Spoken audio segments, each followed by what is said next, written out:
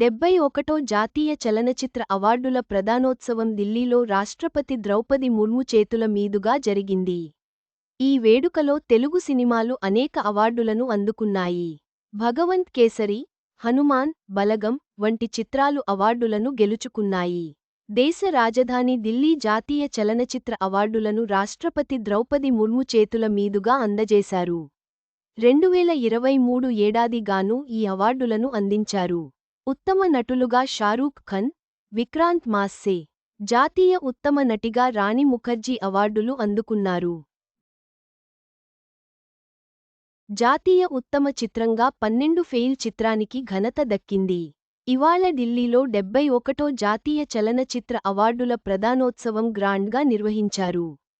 తెలుగులో జాతీయ అవార్డు గ్రహీతలు వీళ్లే. తెలుగులో ఉత్తమ చిత్రంగా బాలకృష్ణ నటించిన భగవంత్ కేసరికి జాతీయ అవార్డ్ దక్కింది. Best action direction, stunt choreography award Hanuman సొంతం చేసుకుంది. బలగం చిత్రంలోని ఊరు పల్లెటూరు పాట అనే పాటకు బెస్ట్ లిరిక్స్ విభాగంలో అవార్డ్ సొంతమైంది.